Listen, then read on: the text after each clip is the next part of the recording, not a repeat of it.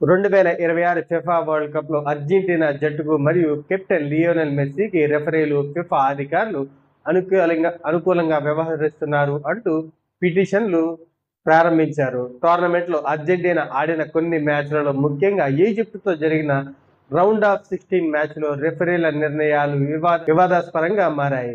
అర్జెంటీనాకు రెఫరీల నుంచి ఎక్కువ మద్దతు లభిస్తోందని, దీనివల్ల ఇతర జట్లకు సమాన అవకాశాలు లేకుండా పోతుందని పిటిషన్ లో పేర్కొన్నారు.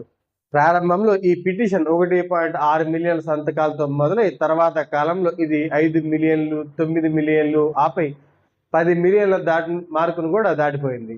ఇది పూర్తిగా సోషల్ మీడియాలో జరుగుతున్న చర్చ కాబట్టి గణాంకాలు కూడా మారే అవకాశం ఉంది. ఈ పిటిషన్లకు ఎటువంటి అధికారిక ప్రాముఖ్యత లేదు. ఫిఫా నిబంధనల ప్రకారం కేవలం ఆన్లైన్ పిటిషన్ల ఆధారంగా ఒక జట్టు టోర్నమెంట్ నుంచి తొలగించడం అనేది కూడా జరిగే పని కాదు. ఫిఫా అర్జెంటీనాకు కావాలని మద్దతు ఇస్తున్నారనే ఆరోపణలకు ఎటువంటి స్పష్టమైన ఆధారాలు లేవు. నిపుణులు మరియు ఫుట్బాల్ విశ్లేషకులు ఇది అభిమానుల మధ్య జరుగుతున్న భావోద్వేగమైన వాదనగా మాత్రమే భావిస్తున్నారు. ఈ వివాదాలు మరియు పిటిషన్లు జరుగుతున్నప్పటికీ ఫిఫా ఇప్పటి వరకు ఎటువంటి చర్యలు తీసుకోలేదు. 2026లో ప్రపంచ కప్ తన షెడ్యూల్ ప్రకారం కొనసాగుతుంది. ఇది సోషల్ మీడియాలో మరియు అభిమానుల మధ్య జరుగుతున్న ఒక నిరసన మాత్రమే. దీనివల్ల అర్జెంటీనా జట్టు ఫిఫా వరల్డ్ కప్ నుంచి తొలగించబడదు.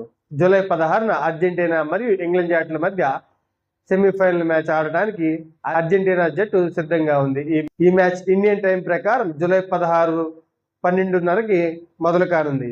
ఈ మ్యాచ్ లో గెలిచిన జట్టు 20వ తారీఖున స్పెయిన్ తో తలపడనుంది.